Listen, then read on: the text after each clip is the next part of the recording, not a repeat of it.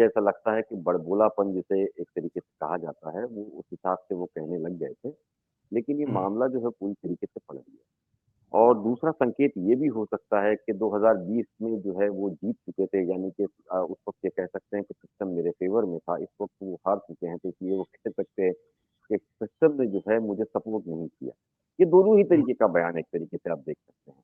आप ये भी मान सकते हैं कि जीतने के बाद अगर इस तरह की बातें सामने आती है सरकार बनने के बाद, यानी कि ये भी एक हुँ, संकेत है कि पिछली बार तो फ़ेवर कर दिया गया था, इस बार क्यों नहीं किया गया?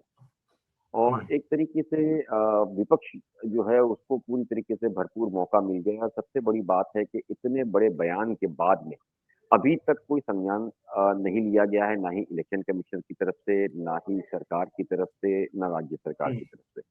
हुँ, देखिए, मुद्दा सबसे बड़ा ये है कि सरकार में रहने वाले सभी लोग जानते हैं कि अगर वो इन सारी चीज़ों का सपोर्ट करते हैं, तो उनके लिए मुसीबत बनती है और अगर सपोर्ट नहीं करते हैं, तो उनके लिए मुसीबत बनती है। तो सबसे बेहतर है कि वो खामोश जितना रहे, उतना उनके लिए मुझे लगता है कि बेहतर रहेगा। लेकिन विपक्ष जो है, ये खामोशी को ज़्यादा देर रहने नहीं देगा। जितेंद्र मांझी के लिए बहुत बड़ी मुसीबत बन गई है, साथ में जिस अधिकारी की वो बात कर रहे हैं।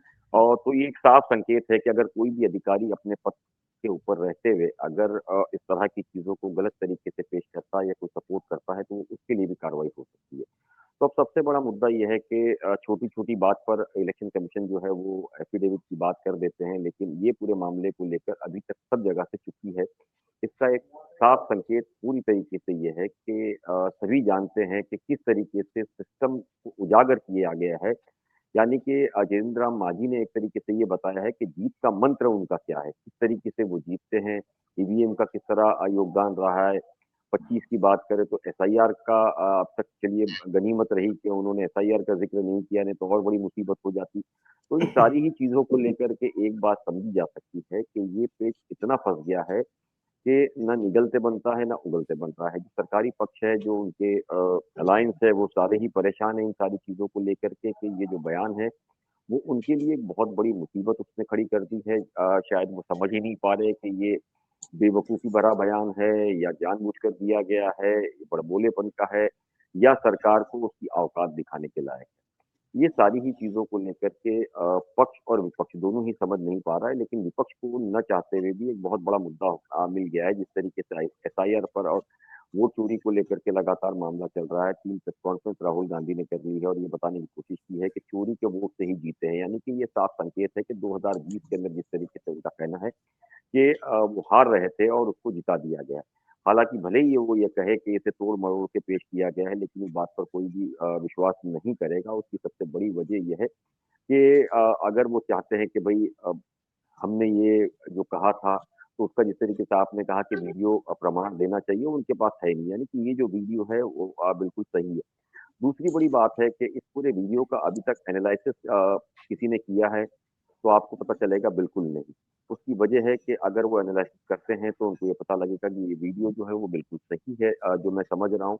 तो उसको लेकर के सरकार के लिए एक मुसीबत बन सकती है। तो इसके लिए एक फॉरेंसिक के लिए भी अब तक नहीं भेजा गया है और आने वाले दिनों में अब देखना है कि इलेक्शन कमीशन हो या सरकारी पक्ष हो, ये इस बयान के ऊपर क्या उनका रिएक्शंस आता है, क्या कार्रवाई करते हैं, जिस अधिकारी का वो नाम ले रहे हैं, उसको लेकर के क्या कार्रवाई करते हैं, क्या कोई जाँच बिठाई जाती है?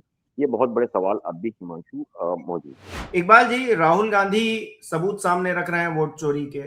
केंद्रीय मंत्री आकर सामने फॉर्मूला बता रहे हैं कि 2700 वोटों से हार रहे थे, फिर हम जीत गए और इस बार हमको नहीं बताया, नहीं तो इस बार भी हम जिता देते। तो जनता कहां तय कर रही है इस लोकतंत्र को? ये तो नेता ही सब तय करे ले रहे हैं और ये जो प्रशासन तंत्र है ये सब करे ले रहा है। लोगों की जरूरत रह गई अब चुनाव के लिए कि खाली कहने भर के रह गए हैं कि लोकतंत्र है, डुगडुगी बजा रहे हैं खाली हम लोग? देखिए, अभिषेक जी जो है बिहार में हैं, शायद अभिषेक जी ने अभी कहा कि कलेक्टर या कोई अधिकारी जो है वो चुनाव जिताएगा, उनको आइडिया नहीं था। 2014 में मिली आज़ादी के बाद में ये सारी चीज़ें संभव हुई। हम्म। शायद वो इस देश के अंदर नहीं है, उनको पता ही नहीं हुआ है कि देश 2014 में आज़ाद हो चुका है। अभिषेक जी समझ ही नहीं पा रहे हैं कि अब ये देश आज़ाद है। आज इसको हम्म। 11 साल, साढ़े 11 साल हो गए।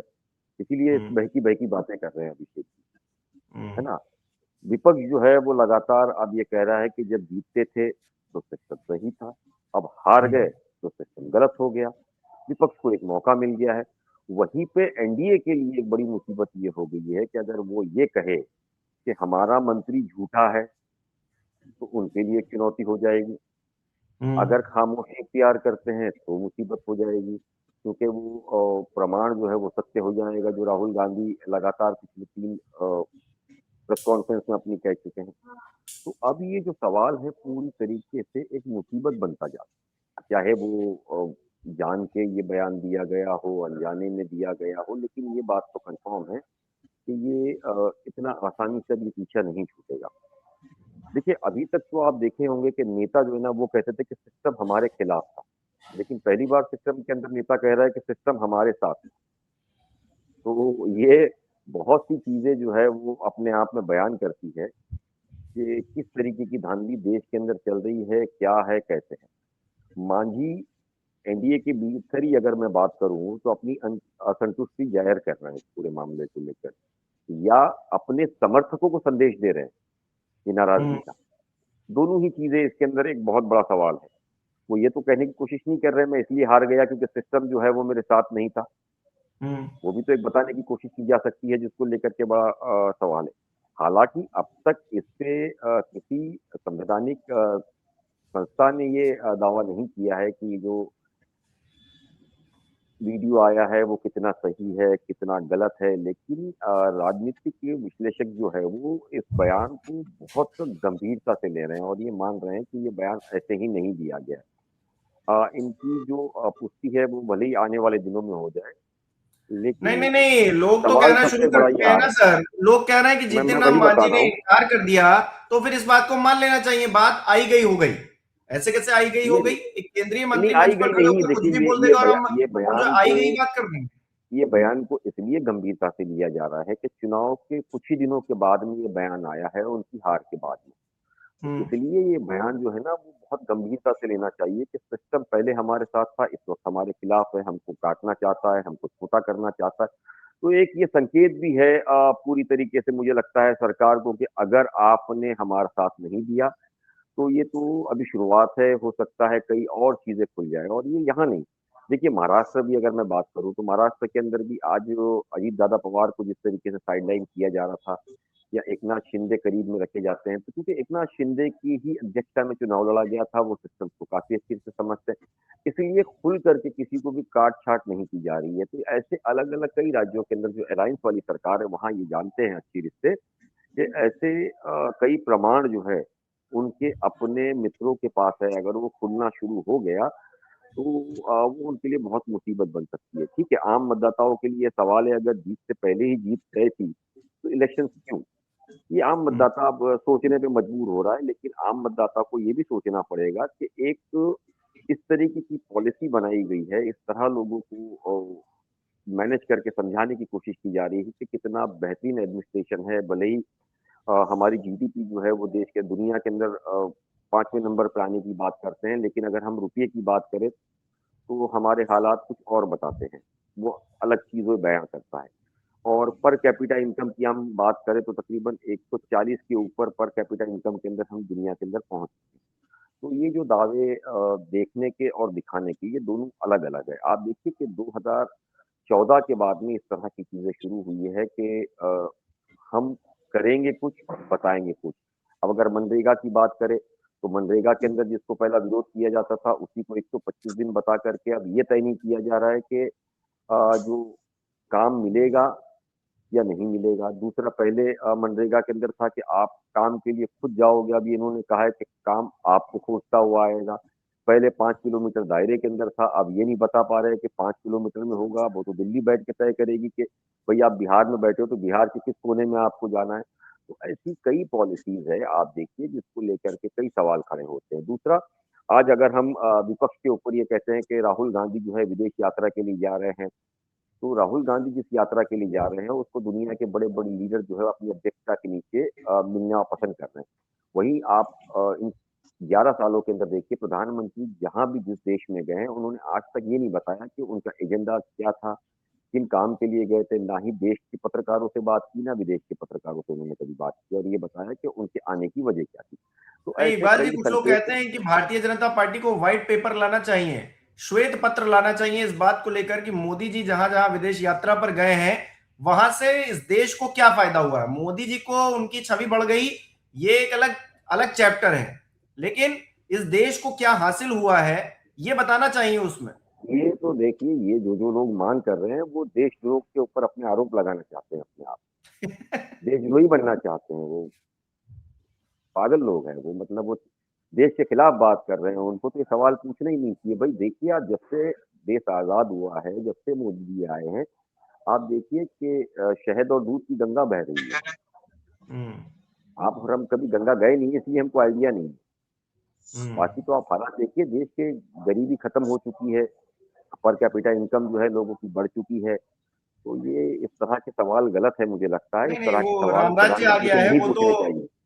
रामराज्य आ गया है, वो तो एक है ही मैटर। अभिषेक देखिए, कुछ लोग अभी बहुत कल अच्छी ही बात हमने कर रहे हैं। कल ही हमने देखा कि विधानसभा के अंदर उत्तराखंड के एक सांसद ने कहा कि कुछ भी हो जाए, बस जय श्री राम बोल के आगे बढ़ जाओ, सारी चीजें हो हाँ, जाएंगी। शादी ना हो रही तो हो, गाय दूध ना दे रही हो, तो सिया राम जय जय राम आप कर दीजिए, सब कुछ तो ठीक हो जाएगा। तो आप मैं पूछ रहा था उनसे कि 91 पार हो गया रुपया, क्यों नहीं संसद में खड़े होकर सभी भारतीय जनता पार्टी के लोग जाप करते हैं, एक नहीं एक वो माला नहीं कर वो ले तो सब लोग, तो हो सकता है अभी नहीं वो 91 51 पर आ जाए वो। जिसका 51 हुआ है ना, उसी को जय श्री राम बोलना है ना, तब उसके लिए कम होगा। बाकी सभी के लिए, उनके लिए तो जरूरी नहीं है। ये तो आपको अगर हम्म। कभी जाना हो कहीं नहीं फॉरेन नहीं, या आपको करंसी चाहिए, तब वैसे आप ये भी ना कहिएगा। रुपया रुपया कमजोर नहीं हो रहा है, डॉलर मजबूत हो रहा है। डॉलर और मजबूत हो रहा है। आप जो है इनके तर्कों पर जाएंगे तो फिर तो क्या ही कहेंगे। 14 दिसंबर को ये बयान निकलकर सामने आया था, आज 19 तारीख हो गई है, तो 5 दिनों में ऐसा कोई हंगामा तो हुआ नहीं है। अब जब सोशल मीडिया पर वायरल हो रही है वीडियो तो लोग जो है हंगामा करने लगे हैं। तो विपक्ष बहुत ज्यादा सक्रिय है, विपक्ष हर किसी पर निगाह रखे हुए है, हर किसी को देख रहा है कौन क्या बोल रहा है, और जो बोल रहा है उसमें कितनी सच्चाई है या नहीं है उसको बहुत ज्यादा वॉचडॉग कर रहा है। ऐसा आपको लगता है क्या? मतलब विपक्ष की भूमिका इसमें किस तरह से देखते हैं आप?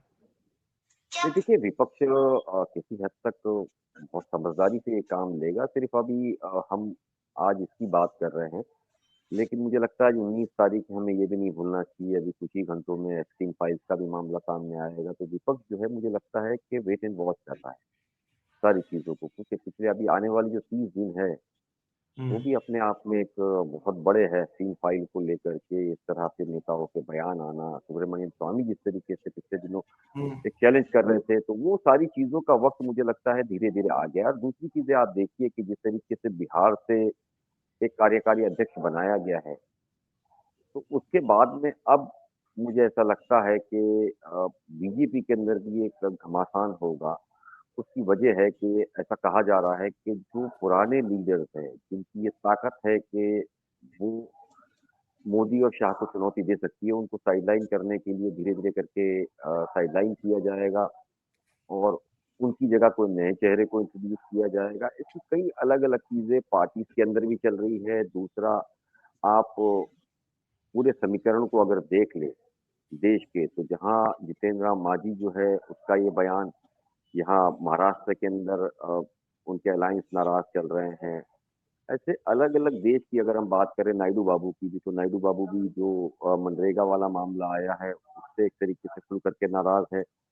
भले ही उन्होंने कहा नहीं है, लेकिन एक तरीके से पूरी गिरफ्त में मुझे लगता है बीजेपी आती जा रही है, जिसके अंदर बिहार से भी अब आने वाले दिनों के अंदर आवाजें उठेंगी नीतीश कुमार की तरफ से, क्योंकि नीतीश कुमार भी जानते हैं कि उन्हें किस तरीके से एक दीवार की तरफ लगा दिया गया है। तो ये जो है, मुझे ऐसा लगता है कि अब इंतजार है एक सही वक्त का, ताकि वेट एंड वॉच की जब लोहा परिस्थिति में गर्म है हो विपक्ष। तो हथौड़ा सही रिश्ते मारा जाए। तो वेट एंड वॉच मुझे लगता है, क्योंकि ये खामोशी देखी, चाहे कांग्रेस की तरफ से हो बिहार के अंदर या आरजेडी की तरफ से हो, इतनी शांति वो रखते नहीं है। लेकिन कुछ या तो बड़ा मुझे होता हुआ नजर आ रहा है, जिसको लेकर के सिर्फ एक इंतजार की भूमिका तूफान से बनाई पहले जा की रही शांति है क्या, या है। फिर जो है विपक्ष इतना निष्क्रिय हो गया है?